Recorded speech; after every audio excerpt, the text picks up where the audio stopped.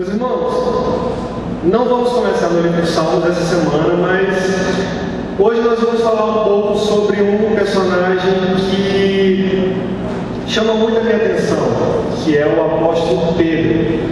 Nós vamos falar um pouco sobre ele. Eu costumo dizer que Pedro ele não era um homem de temperamento sanguíneo, ele não era, de forma alguma. Ele tinha um temperamento hemorrágico. Ele era bastante vibrante no seu comportamento, no seu modo de falar, ao ponto de quando Jesus estava prestes a ser levado pelos oficiais, ele de repente tira uma espada da sua cintura e corta a orelha de Malco. Onde já se viu, né? Andando 3 anos com Jesus, ainda tem uma espada na cintura e ele tira a espada da cintura e corta a orelha de Malco. Nós vamos falar um pouco sobre ele. Eu queria que os irmãos abrissem a sua Bíblia no Evangelho de Lucas. Nós vamos partir do capítulo 5 do Evangelho de Lucas. Nós vamos ler alguns versículos. É interessante olhar a escolha de Jesus acerca dos discípulos, porque quando nós paramos para olhar, poucos tinham uma qualificação. Como, por exemplo, Lucas era médico, Mateus ele coletava impostos, mas quando olhamos para Pedro, ele era um homem simples. Como muitas pessoas da sua época e como pessoas que existem na nossa sociedade hoje. Ele era um homem... A teóloga se diz que ele era provavelmente um empresário da pesca, ele vivia da pesca. E ele era um homem de palavras simples, de temperamento vibrante, mas um linguajar popular, rasteiro. E quando a gente olha para ele, nós percebemos que ele não era o melhor dos melhores. E por que eu estou falando isso? Eu estou falando isso porque Jesus ele era um rabino judeu. Ele era um rabino judeu, ele vivia no mundo judeu e ele tinha discípulos judeus, correto? Os discípulos do primeiro século acreditavam que a Torá era a base de todo o seu sistema educacional, cultural e social. Eles criam também que a Torá tinha sido enviada por Deus através do seu profeta Moisés. A Torá são os 5 primeiros livros da Bíblia: Gênesis, Êxodo, Levítico, Números e Deuteronômio. Imaginem só a educação da nossa sociedade, da nossa época, ser fundamentada na palavra de Deus. A educação dos seus filhos ser fundamentadas nas escrituras sagradas, a sociedade quanto a leis, forma de governo, como a cultura ser guiada, ser dirigida, ela era toda fundamentada na palavra de Deus. É bem contrário do que existe hoje, como por exemplo a gente luta no Congresso para que leis não sejam aprovadas, para que os nossos filhos, para quem tem filhos, porque eu sou solteiro ainda, mas para que os filhos dos nossos irmãos não venham, por exemplo, ter uma orientação fundamentada no exemplo de que você não pode intervir na orientação sexual do seu filho, ele precisa descobrir a sua sexualidade por si só, e o governo agora está propondo orientar, fazer com que seja facilitado para que as crianças descubram sua sexualidade. E para isso eles desenvolvem uma tabuada onde mostra o gay ou a lésbica tendo a sua iniciação sexual na idade infantil ainda. E hoje nós temos essa queda de braço para apoiar ou não. E naquela época era totalmente o contrário. A palavra de Deus era fundamentada e toda a educação, a economia, o governo era fundamentado através dela. E como eu disse, Jesus ele era um rabino judeu. E para você se tornar um rabino naquela época, não era um processo tão simples. Para você se tornar um rabino judeu, você tinha que passar por um processo seletivo seriado. As famílias levavam as crianças para uma escola de rabinos com aproximadamente 5 ou 6 anos de idade. Eles entravam na escola de rabinos e essa primeira fase da escola de rabinos eles chamavam de Beit Sefer. Nesse Beit Sefer, as crianças passavam entre os 5 ou 6 anos de idade aproximadamente até os 10 anos de idade. E nesse período de de anos, as crianças memorizavam toda a Torá. As crianças memorizavam todo o Pentateuco, Gênesis, Êxodo, Levítico, Números, Deuteronômio. As crianças que eram mais aplicadas do que as outras, elas continuavam e iam para o segundo nível da escola de rabinos. Entretanto, aquelas crianças que não eram aplicadas, elas voltavam para suas famílias. Os rabinos chegavam para os pais e falavam: olha, eu vejo que o seu filho é disciplinado, eu vejo que o seu filho é dedicado, mas ele não tem condições de dar continuidade à escola. Leve seu filho de volta para sua casa e que ele aprenda o ofício da família. É muito comum, era comum na época as crianças aprenderem o ofício do pai. Jesus, ele era carpinteiro por ofício, porque ele aprendeu o ofício do seu pai, José. E as crianças que não eram os melhores dos melhores dos melhores, voltavam para a sua casa. As crianças que passavam para o segundo nível, passavam para o nível chamado Beit Talmud. Esse segundo nível, as crianças agora entre 10 e 11 anos aproximadamente, iam até os 14 ou 15 anos de idade aproximadamente. Nesse segundo nível, Beit Talmud, eles já tinham memorizado toda a Torá. Agora, eles memorizavam todo o Velho Testamento. De Gênesis a Malaquias, memorizados. Entretanto, aqueles que não eram os melhores dos melhores, voltavam para suas famílias e aprendiam o ofício. Mais uma vez, o rabino, o mestre da sinagoga, chegava para os pais e falava: eu vejo que até aqui o seu filho tem se dedicado, ele é disciplinado, entretanto, ele não tem condições de dar continuidade nessa escola. O que acontecia nesse segundo nível, o Beit Talmud, quando as crianças passavam, já adolescentes, eles iam para o terceiro nível. Nesse terceiro nível, eles chegavam para o rabino da sinagoga e pediam para segui-lo, para ser discípulo dele. Nas sinagogas existiam rabinos distintos, de gemas diferentes. O que eu quero dizer com isso? Gemas diferentes são interpretações acerca da Torá, interpretações acerca da cultura de Israel, que eram diversas em alguns aspectos. Como a gente pode entender melhor isso? Por exemplo, todos nós somos cristãos, acreditamos que Jesus é o Filho de Deus e que nós só seremos salvos através de Cristo. Todos concordam, não é verdade? Independente de qual seja a denominação, todos nós acreditamos que Jesus Cristo é o Filho de Deus, o nosso Salvador. O que vai divergir entre uma denominação e outra é uma questão doutrinária. Da mesma forma como os rabinos, que tinham gemas diferentes. Os alunos chegavam para o rabino nesse terceiro nível. Quando eles passavam do segundo para o terceiro nível era chamado de Beit Midrash. Eles pediam para o rabino para seguir. Quando o rabino olhava para ele, fazia perguntas acerca das tradições orais da cultura de Israel sobre a Torá. E ele fazia pergunta para ele mesmo: será que esse jovem tem condições de dar continuidade à minha gema? Será que esse jovem tem condições de fazer o que eu faço? Se ele fosse aplicado e passasse por essa sabatina, ele passaria para o terceiro nível. Nesse terceiro nível, aquele adolescente deixaria a família, ele sairia da sua família, da sinagoga, do vilarejo, e passaria um bom tempo da sua vida caminhando com aquele rabino. Esse processo de caminhada com o rabino agora na escola prática do discipulado dura aproximadamente 15 anos de idade. Ou seja, ele saía aproximadamente com 15 anos de idade, começaria a caminhar com esse rabino por povoados, por cidades vizinhas, e nesse processo ele iria ser discipulado.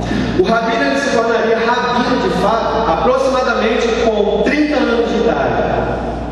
É muito interessante porque quando nós olhamos para Jesus, ele teve toda uma vida, e quando ele começa o seu ministério era justamente aos 30 anos de idade. E de repente nós chegamos aqui no capítulo 5 de Lucas, onde um rabino muito poderoso, que nós conhecemos, que é o próprio Cristo, o Filho de Deus, está caminhando pela região da Galileia e ele começa a escolher discípulos. Vamos ler. Certo dia, Jesus estava perto do lago de Genezaré e uma multidão comprimia de todos os lados para ouvir a palavra de Deus. Viu à beira do lago 2 barcos deixados ali pelos pescadores, que estavam lavando suas redes.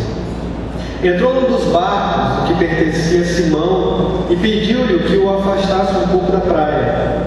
Então sentou-se e do barco ensinava o povo. Tendo acabado de falar, disse a Simão: vá para onde as águas são mais fundas, e a todos lancem as redes para a pesca.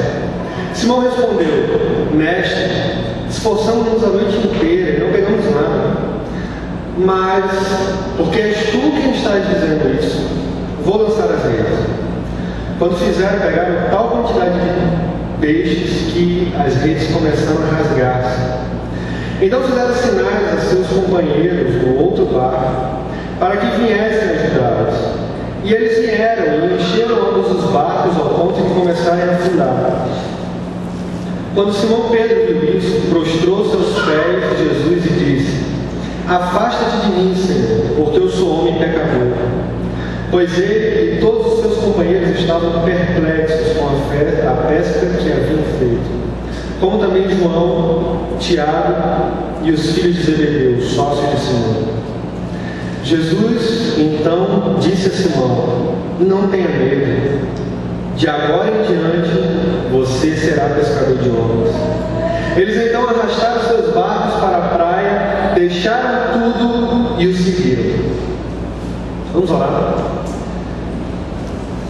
Senhor, no nome de Jesus, eu oro para que o Senhor fale conosco. Eu oro para que o Teu Espírito Santo ministre os nossos corações, Senhor, acerca da Tua própria palavra, Pai. Eu oro para que o Senhor fale conosco, Senhor. A Tua palavra é boa, perfeita e agradável, Senhor. E que sejam as Tuas palavras da minha boca, Senhor. Em nome de Jesus. Amém. Meus irmãos, e Jesus, ele começa a caminhar na região da Galileia e de repente ele encontra uma multidão que já estava o seguindo. Pedro, Tiago e João já tinham passado a noite pescando e não tinham pego nada. De repente ele pede permissão para pegar um dos barcos, se afasta numa distância de aproximadamente 100 metros e começa a pregar para aquela multidão. Ele percebe que Pedro está recolhendo as redes e limpando, e ele vai e fala para Pedro: olha, pega essas redes e lança do outro lado.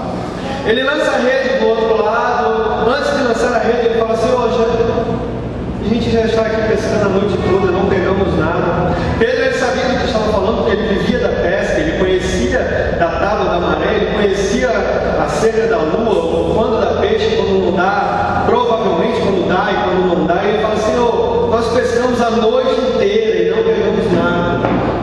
Mas porque és tu que está dizendo isso, eu vou lançar. Ele lança a rede, e quando ele lança a rede, tal quantidade de peixes começa a vir, ele não acredita no que está acontecendo, a rede começa a rasgar-se, e outros barcos vêm para ajudar. Nesse momento, Jesus, ele já está na beira da praia, e Pedro vem, solta do barco, chega aos pés de Jesus, e se prostra aos pés de Jesus. Naquele momento, ele se prostra aos pés de Jesus e fala: afasta-te de mim, porque eu sou homem pecador. Naquele momento, Pedro sabia quem ele era, e ele sabia que não tinha condições de ficar próximo de Jesus, porque ele percebia que Jesus, ele era o Filho de Deus, mas ele reconhecia também que ele era pecador. Ele sabe da sua história, ele sabe do pecado que existe dentro dele, e quando ele vê a glória de Deus sendo manifestada através daquele milagre, prontamente ele se prostra, reconhecendo quem ele era, um pecador. Naquele momento, Jesus olha para ele e fala: Pedro, até agora você pescou peixes no mar, você conhece de peixes, você sabe muito bem quando tem peixes e quando não tem, mas eu quero dizer para você uma coisa: a partir de hoje eu vou fazer você pescador de homens. É muito interessante Jesus usar essa mesma analogia para Pedro, porque Pedro sabe do que Jesus está falando. Pedro, ele vivia da pesca. Eu não sei, mas a Bíblia não fala isso, mas o que eu vou falar agora também não vai ferir as Escrituras em momento algum. Mas talvez se Pedro fosse um médico e naquele momento Jesus estivesse conversando com ele, talvez Jesus falasse dessa forma para Pedro: Até esse exato momento você tem cuidado das feridas das pessoas. Até esse exato momento você tem feito com que pessoas sejam salvas da morte com os cuidados médicos. Mas eu quero que você entenda uma coisa, Pedro. Eu sou o médico dos médicos. Sou eu que faço o morto ressuscitar. Sou eu que faço o paralítico andar. Sou eu que faço o cego enxergar. Eu quero que você entenda uma coisa. A partir desse momento, eu vou usar a sua vida e eu sou o médico dos médicos. E você vai colocar a mão nos enfermos, eles serão curados. Você vai tocar em paralítico, eles vão andar. Você vai tocar nos mortos e eles irão ressuscitar. Talvez se ele fosse Pedro, se Pedro fosse médico, Jesus utilizaria dessa analogia para ele entender o que Jesus estava falando. Agora é interessante porque Pedro ele é um homem simples. E olhando para a simplicidade de Pedro, nós começamos a perceber que Jesus ele veio não somente para o rico, mas também para o pobre. Jesus ele veio para aqueles que têm condição, como para aqueles que não têm condição. Ele veio para os doentes, mas ele veio também para os saudáveis. Ele veio para todas as pessoas de classes diferentes da sociedade. Aí uma observação que eu faço agora nesse momento é: Pedro ele não era o melhor dos melhores dos melhores. Para ser chamado por Jesus a se tornar um discípulo de um rabino. É interessante nós olharmos isso, porque a sua qualificação educacional não qualificara para ele se tornar um rabino. Observe que Jesus, ao chamar Pedro, ele confronta toda a sociedade da sua época. Observe que Jesus, ao chamar Pedro, ele confronta toda uma cultura de formação, onde diz que para você ser discípulo de um rabino, você tem que passar por um processo seletivo seriado e você tem que ser alguém qualificado ao ponto de se tornar um discípulo. E isso não quer dizer que ele vai se tornar um rabino. E Jesus, ao encontrar Pedro, ele olha para Pedro e fala: Pedro, você será pescador de homens. Eu não sei como foi que Jesus te alcançou naquele dia. Eu lembro do dia que Jesus me salvou, eu não esqueço dele. Eu não sei quando foi que você foi salvo, alcançado por Jesus Cristo, mas eu sei que na sua caminhada e na minha caminhada, muitas vezes nós somos confrontados. Nós somos confrontados com desafios que aparecem no nosso caminho. Nós somos confrontados com oportunidades que aparecem na nossa mão e muitas vezes somos confrontados no próprio ministério, quando responsabilidades vêm na nossa mão e nós não achamos ser dignos de dar continuidade àquilo que Deus coloca nas suas mãos. Eu quero dizer uma coisa para você, meu irmão. Quero dizer uma coisa para você, minha irmã. E eu digo isso para mim também. O poder de Jesus ele se aperfeiçoa na nossa fraqueza. Não somos nós que temos capacidade suficiente ao ponto de expressarmos o amor de Cristo, o Evangelho de Cristo, achando que por mais que tenhamos uma boa eloquência, uma excelente oratória, um bom domínio das Escrituras, se nós não estivermos na total dependência do Senhor, que nós possamos estar literalmente, meus irmãos, dependentes dele. É interessante que o texto vai dizer logo em seguida que eles largaram tudo e seguiram Jesus. E começaram uma vida de dependência, caminhando com o Senhor, mesmo não sendo o melhor dos melhores dos melhores. Aí eu diria o quê? Eu diria que Pedro começou na universidade de Jesus a caminhar com o Mestre, sem ter que passar pelo processo seletivo seriado, simplesmente porque Jesus o escolheu, simplesmente porque Jesus olhou para ele e falou: vem, segue-me.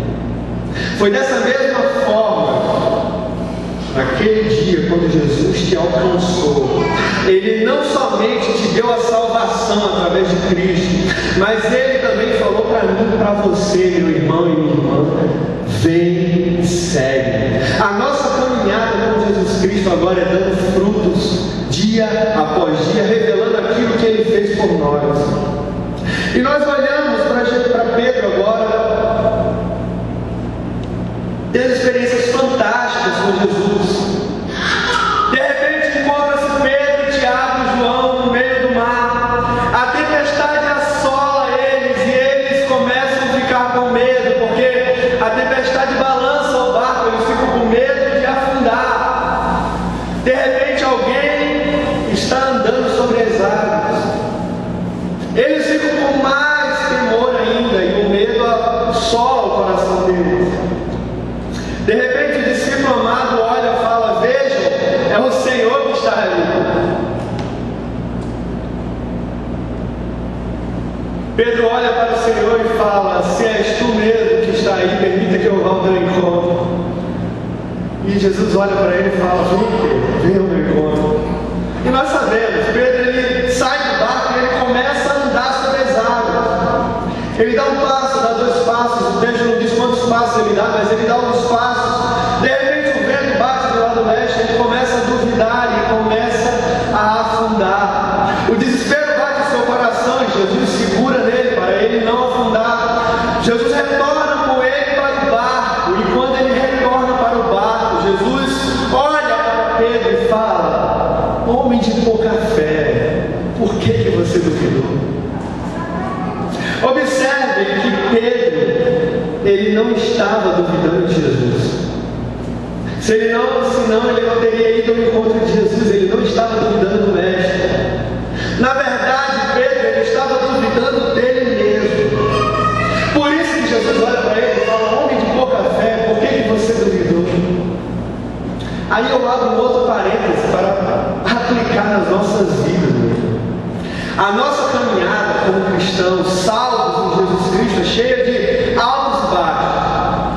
Uma hora estamos num tremendo relacionamento com Deus, a nossa vida está tão boa, e de repente começamos a caminhar, nós temos satisfação em orar, estar na presença de Deus, buscar, ler as Escrituras, meditar, mas outras vezes nós estamos cambaleando, não temos forças para caminhar, nós queremos jogar tudo para cima, queremos desistir de tudo, tantos problemas até dentro da nossa própria casa, e nesses altos e baixos, muitas vezes duvidamos de nós mesmos, muitas vezes duvidamos se estamos fazendo a coisa certa, muitas vezes duvidamos se a direção está certa, muitas vezes duvidamos de que fomos alcançados pelo Senhor.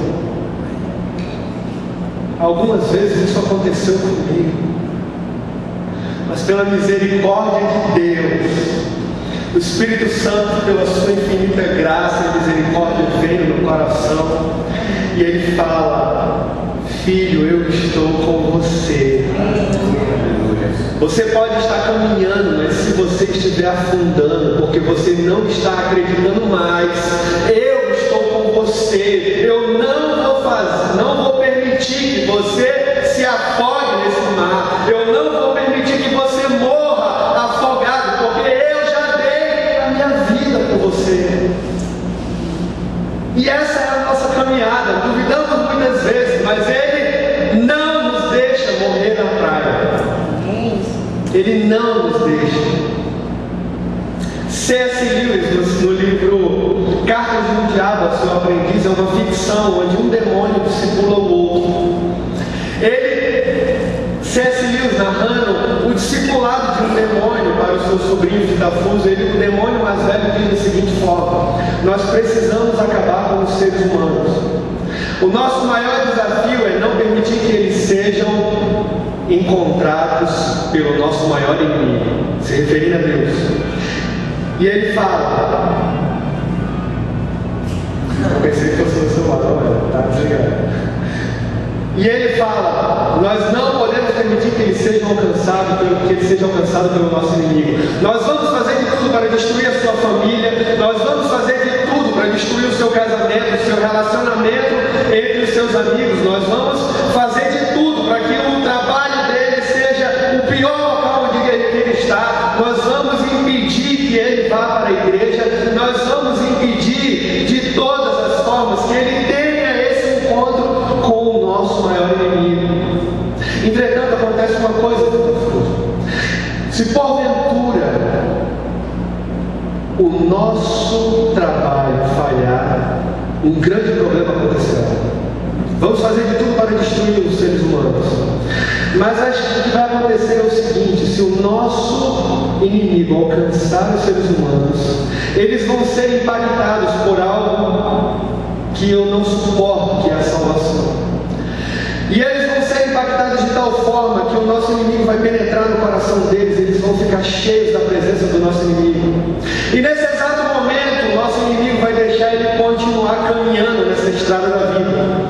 Nós vamos fazer uma segunda tentativa e vamos tentar destruí-los, mas se porventura eles estiverem perseverando e chegarem ao limite da sua força e não tendo mais forças, mesmo assim eles estiverem perseverando, o nosso inimigo virá ao seu encontro e não permitirá que eles afundem. Nós não devemos deixar isso acontecer. E muitas vezes nós chegamos na beira do penhasco, chegamos a começar a afundar no mar do oceano, mas o Senhor Jesus, Ele não vai permitir que nos afoguemos. O Senhor Jesus, Ele não vai permitir que a gente morra no mar. E Pedro, ele continua caminhando com Jesus, meus irmãos. De repente Jesus, ele está junto com os discípulos, e Jesus olha para seus discípulos e fala: o que as pessoas estão dizendo ao meu respeito? Um discípulo olha para ele e fala: alguns estão dizendo que tu és filho de João, ou que tu és João. Outro discípulo olha e fala: alguns dizem que tu és Elias. Já outro diz: estão dizendo também que tu és Jeremias. E vocês, o que dizem que eu sou? Jesus pergunta para os seus discípulos. Naquele exato momento, os discípulos ficam em silêncio e Pedro, tendo revelação do Espírito Santo, que só o Espírito Santo pode trazer essa revelação aos nossos corações, ele olha para Jesus e ele fala: tu és o Cristo, o Filho do Deus vivo. Naquele momento, Jesus olha: o que, Pedro, que você está dizendo? Tu és o Filho, o Cristo, tu és o Cristo, o Filho do Deus vivo. Naquele exato momento, o Espírito Santo de Deus estava revelando a Pedro quem era aquele que estava caminhando com eles. Naquele exato momento, o Espírito Santo revelara ao coração de Pedro quem era aquele que tinha chamado ele, no capítulo 5 de Lucas, quando chamou ele dizendo: eu vou fazer você pescador de homens. Naquele exato momento, ele sabia que a pessoa que tinha chamado ele para ser pescador de homens era o próprio Deus em forma humana, era o próprio Cristo, Filho de Deus. E ele fala: eu sei quem você é, tu és o Cristo, o Filho de Deus vivo. E nesse exato momento, Jesus olha para Pedro e fala: bem-aventurado és tu, Simão, filho de João, porque não foi carne ou sangue que te revelou, mas foi o meu Pai que estás no céu. Agora eu quero dizer uma coisa para você, Pedro. Eu digo que tu és Pedro, e sobre essa pedra eu edificarei a minha igreja. Nesse exato momento, Jesus ele faz um trocadilho nas palavras. Pedro, no grego, significa pedra pequena. E quando ele fala: eu te digo que tu és Pedro, eu digo para você que você é uma pedra pequenininha, tu és pedras, mas sobre essa pedra, e quando ele fala pedra pela segunda vez, ele está falando pedra, é uma pedra gigante, rocha, uma pedra grande. Ele fala: eu te digo que tu és uma pedrinha pequenininha, mas sobre essa pedra, eu, que sou a pedra angular, a minha igreja será edificada, e as portas do inferno não prevalecerão contra ela. Aleluia, meus irmãos. Como é lindo trabalhar de Deus nas nossas vidas. Como é lindo trabalhar de Deus nas nossas vidas, meus irmãos. Sabe por quê? Porque dia após dia nós somos testados na nossa fé, nós somos testados na nossa caminhada, e muitas vezes somos provados dentro dos nossos ambientes de relacionamento com os nossos amigos a testificar acerca do Cristo que salvou a nossa vida. Eu não sei quanto a você, mas eu posso falar por mim. Muitas vezes eu tive vergonha de compartilhar que eu era evangélico, que eu era cristão. Muitas vezes, dependendo do ambiente que eu fiz parte, eu tive vergonha de Eu tenho vergonha, eu luto contra isso dia após dia, e é muito vergonhoso falar isso, mas eu tinha essa vergonha terrível. E como é precioso nós reconhecermos aquele que já nos reconheceu antes da fundação do mundo. Porque você só veio a existir porque Ele traçou um plano para a minha vida, para a sua vida. Foi Ele que permitiu que você viesse a existir desde a sua fecundação, no casamento entre o seu pai e a sua mãe, entre o relacionamento entre eles. Foi Ele que permitiu que você viesse à luz. Todos os dias da nossa vida foram traçados por Ele. Foi Ele que permitiu. Ele sabe quem eu sou, Ele sabe quem você é. Sabe das suas dificuldades, sabe das minhas dificuldades, da minha limitação e da sua limitação também. E é muito interessante porque nós continuamos olhando para Pedro e logo após Jesus reconhecer quem Pedro era, alguns versículos depois, Jesus ele reconhece a Pedro lá no capítulo 16 de Mateus. E nós vamos olhar no mesmo capítulo 16, a partir do versículo de 22 até o 33, Jesus repreendendo a Pedro. Olha só o que está escrito aqui.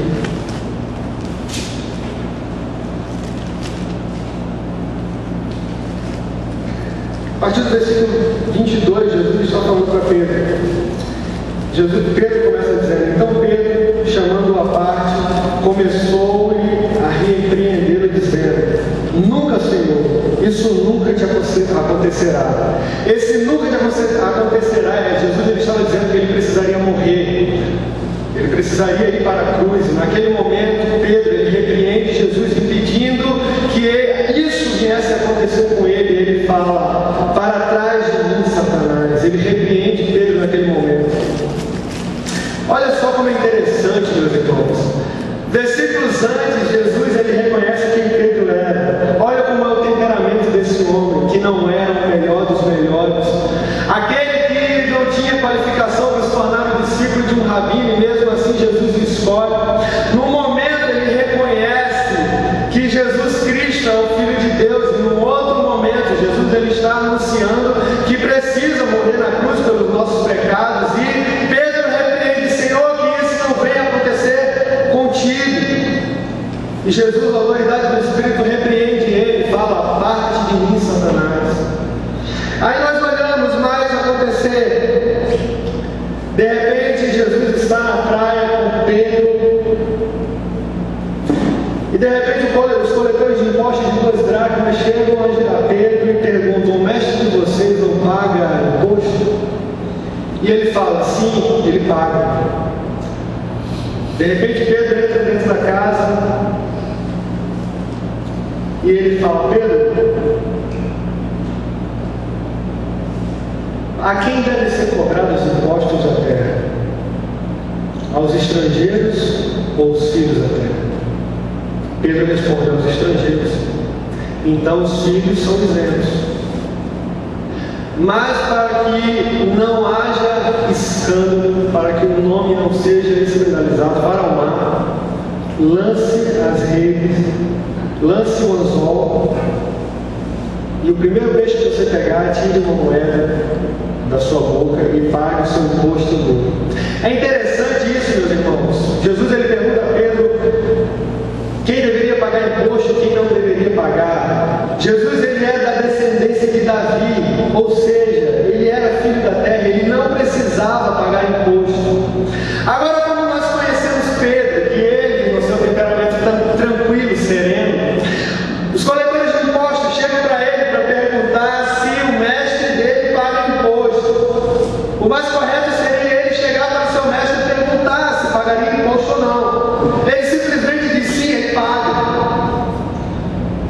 Jesus manda agora ele ir para o mar pescar com o anzol. E o primeiro peixe que ele pegar, ele retira a moeda da sua boca e vai pagar o imposto. Meus irmãos, nós sabemos que Pedro ele era um profissional da pesca. Ele vivia da pesca. A pesca que Pedro praticava naquela época era a pesca de tarrafa. Você jogava a rede e puxava ela. Era essa pesca que Pedro era prático e eficiente.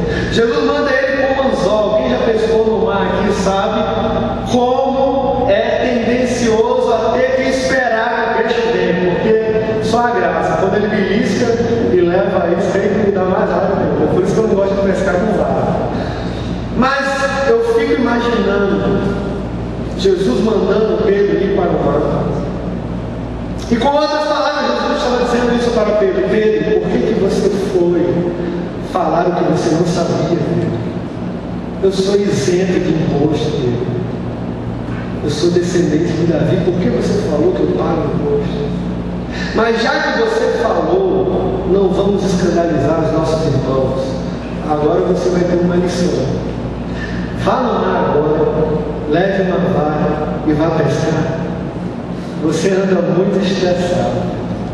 Vá para o mar e vá pescar. Eu não sei, a Bíblia não diz quanto tempo Pedro passou no mar, mas ele provavelmente ficou pensando, remoendo tudo aquilo que tinha acontecido, e o caráter de Pedro, ele estava sendo tratado. O caráter de Pedro estava sendo moldado dia após dia.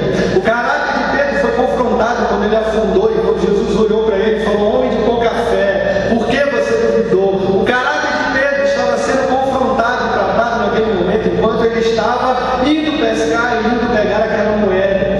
Dia após dia, Pedro estava caminhando na faculdade de Jesus, sendo discipulado por ele, na escola prática, e ele estava ensinando a Pedro a ter paciência. Ele estava ensinando Pedro naquele momento a não falar aquilo que ele não tem certeza. Ele estava ensinando a Pedro a não agir compulsivamente. É interessante porque eu não sei quantas vezes você, mas eu já falei tantas coisas que não deveria falar. Eu já agi tantas vezes de formas que não deveria agir, e arquei com consequências. E de repente chegamos, meu irmão, a um momento tremendo, que é quando Jesus ele está junto com seus discípulos, e Pedro olha para Jesus e fala: mestre, eu até morreria por ti na cruz, se fosse possível. Jesus olha para Pedro e fala: Pedro, eu conheço você, eu sei quem você é, eu conheço as suas fraquezas, eu sei das suas dificuldades. Eu quero dizer uma coisa para você, Pedro. Ainda hoje, antes que o galo cante, você vai me negar 3 vezes. Pouco tempo depois, Jesus ele é levado para a crucificação, e o seu martírio começa, e ele, Pedro, já não está mais com Jesus, e ele fica acompanhando à distância tudo o que está acontecendo. Jesus começa no seu martírio, ele começa a levar chibatadas, ele começa a ser martirizado com um chicote chamado azorrague. Aquela azorrague, quando ela batia no seu corpo, ela era feita de dentes de carneiros ou pedaços de metal. Quando aquilo batia no corpo, o pedaço de carne era arrancado, porque entrava na sua carne, quando puxava, rasgava tudo. E Jesus ele começa a ser martirizado naquele momento, levando diversas chicotadas. Uma fogueira é acesa no pátio, e multidão começa a se aglomerar no meio daquela fogueira, e Pedro ele se encontra no meio daquelas pessoas, numa distância considerável. De repente uma mulher se aproxima e fala: eu conheço você, você é um deles. E ele fala: eu não conheço esse homem, mulher. De repente uma outra pessoa olha e fala: eu também conheço você, você é discípulo dele, você fala igual a eles, você fala como um deles. É muito comum na região da Galileia o sotaque ser rasteiro. Nós sabemos muito bem a questão do sotaque, porque no Nordeste nós temos um sotaque mais arrastado. Em São Paulo, por exemplo, o sotaque já é bem diferente. No Rio, mais ainda, parece uma panela de pressão. A região da Galileia tinha um sotaque rasteiro, comum, de pessoas simples. E quando aquele homem olha para Pedro e fala: eu conheço você, porque você fala igual a eles. Meus irmãos, é impossível você não caminhar com uma pessoa durante 3 anos, dia após dia, e você não ter os trejeitos daquela pessoa. É impossível você caminhar com uma pessoa durante muito tempo e você não ter características semelhantes à da pessoa. Pedro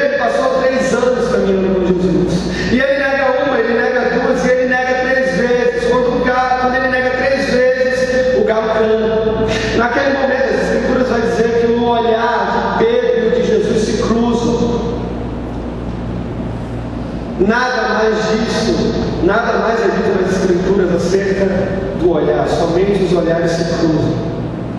Quando os olhares se cruzam, Pedro se entristece e ele sai de cena e vai embora. Nós sabemos que logo após esse martírio, Jesus ele vai para a cruz, a coroa de espinhos é colocada na sua cabeça e próximo a ser martirizado, ele olha para o céu e fala: Pai, está consumado. Agora, Senhor, todas as pessoas passam a ter o livre acesso diante de ti. Está consumado. E naquele momento acontece o melhor fato ocorrido até hoje na história, que foi o livre acesso a Deus novamente, através da salvação em Cristo Jesus. Através daquele ato, quando ele diz está consumado, permitiu com que eu e você pudéssemos ter esse reencontro com Deus, através da morte de Jesus. Ele fala: Pai, agora eu estou cumprindo todas as profecias acerca da minha vida, desde Gênesis 3,15 até a data de hoje, tudo aquilo que os profetas falaram acerca de mim, eu estou cumprindo agora, está consumado. E ele morre. Pedro ele sai de cena. Pedro ele sai de cena e Jesus morre. Maria e Marta vão ao sepulcro de Jesus, e quando elas chegam ao sepulcro de Jesus, elas encontram um anjo e o anjo fala assim para ela: mulher, por que você está procurando entre os mortos aquele que vive? Ele não está aqui, ele ressuscitou. Volte para os discípulos e diga que ele está vivo, mas avisa também a Pedro. Marcos 16, 7 fala isso. Avisa os discípulos, mas avisa também a Pedro. Pedro ele é avisado e ele volta ao sepulcro de Jesus, mas ele não encontra Jesus no sepulcro. João, no capítulo 21, já vai mostrar Pedro indo pescar novamente. E no capítulo 21 vai dizer Pedro indo pescar, e Tiago e João pergunta para ele: o que vocês têm de fazer? Ele fala: eu vou voltar a pescar. A única coisa que Pedro sabia fazer da sua vida era pescar. Ele largou tudo e foi caminhar com o Senhor. De repente ele peca, ele nega Jesus, diz que não o conhece, ele perde as suas expectativas, ele, com o seu coração entristecido ainda, volta a fazer aquilo que lhe trazia segurança. Entretanto, Tiago e João também pescavam junto com Pedro. Eles falam: nós vamos com você. Meus irmãos, nós já estamos terminando. Vamos abrir somente o Evangelho de João, capítulo 21, para encerrarmos. Olha só o que vai acontecer aqui. Na primeira parte do capítulo 21, eu não vou ler. Eles estão no mar pescando, e mais uma vez eles passam a noite pescando e não pegam nada. De repente, quem aparece na beira do mar é Jesus. O texto vai dizer que é manhã, enquanto Jesus aparece. E Jesus fala mais uma vez: lance a rede do outro lado. Só que eles não sabem quem é que está na praia. Eles não sabem quem é que está falando com eles. E eles falam: olha, a gente já está pescando há tanto tempo e a gente não pegou nada.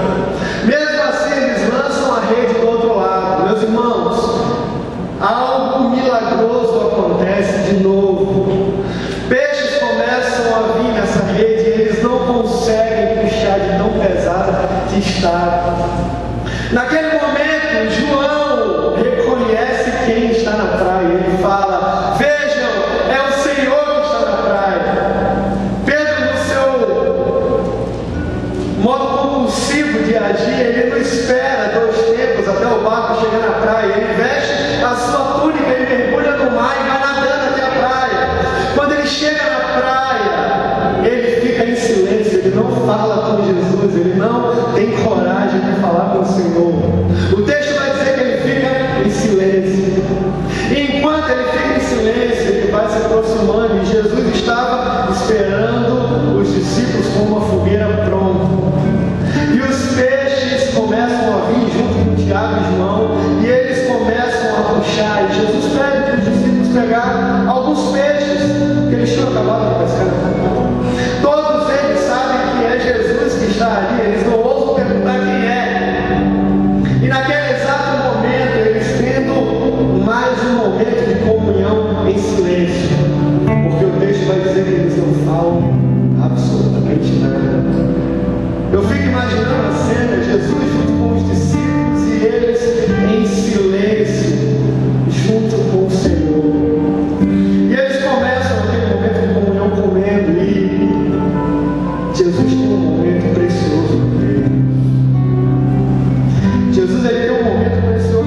ele olha para Pedro no versículo 15 e ele vai falar isso.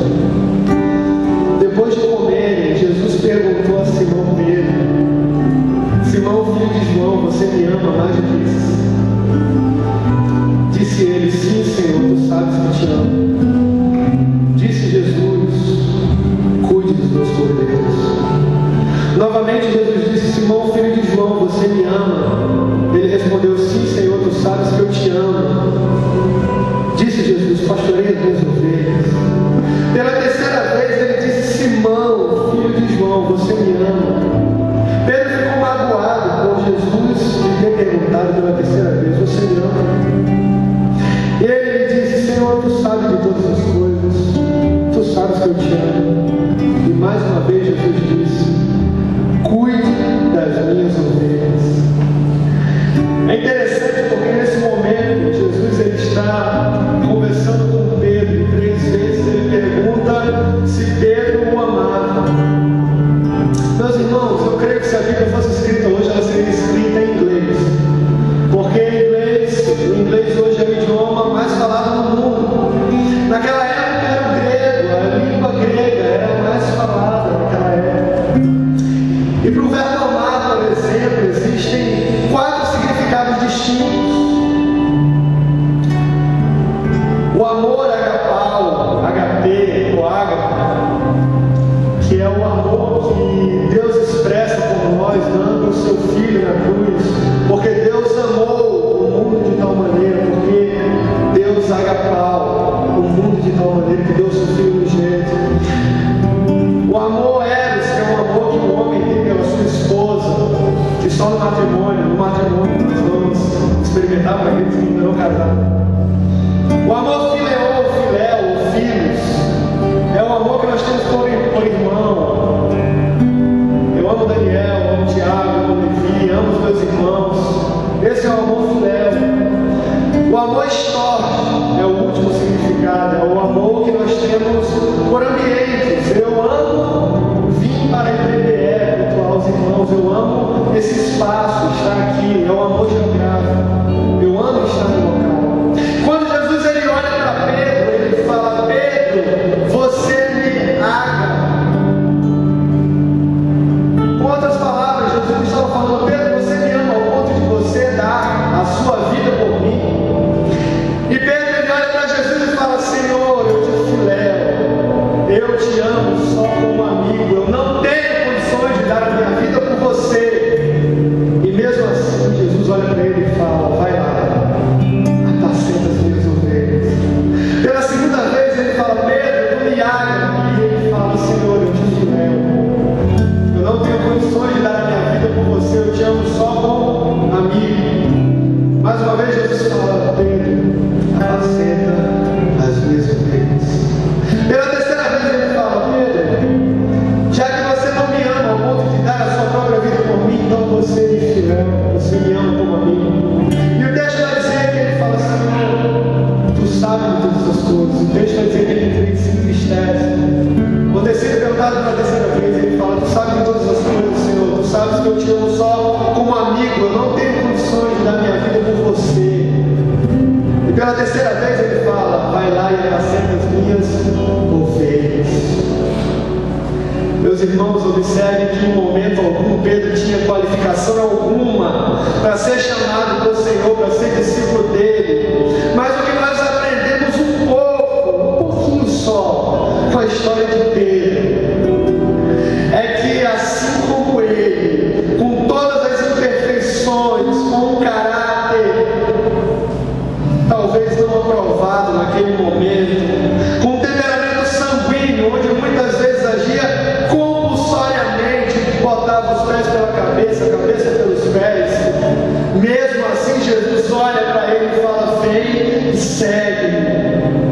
Observe que aqui temos pessoas com temperamentos diferentes, personalidades diferentes, mas mesmo assim Deus ele chamou cada um especificamente, amando da mesma forma, escolhendo a Deus. Ele nos amou ao ponto de dar o seu próprio Filho, sabendo que nós somos imperfeitos, sabendo que nós somos falhos e somos cheios de pecados. E mesmo assim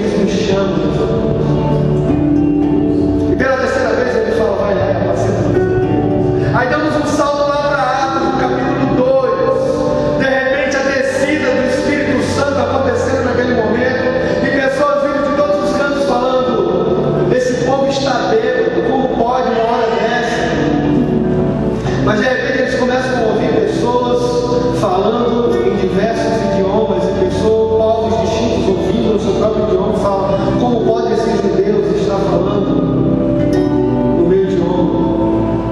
E alguns gritam, eles estão bêbados. De repente, quem aparece para pregar um sermão, meus irmãos? Aquele que tinha um temperamento sanguíneo, impaciente, inconstante, chega no meio daquela multidão e fala: meus irmãos, é assim que começa.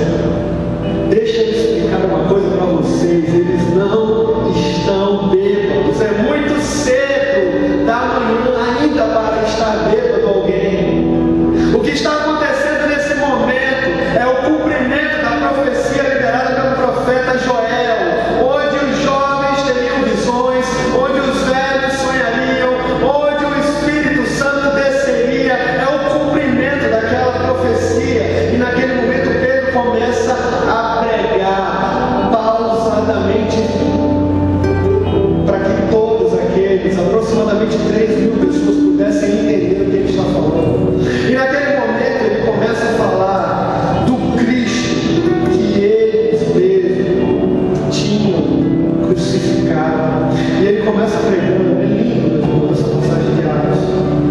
E no final eles falam como nós podemos fazer para alcançar a salvação.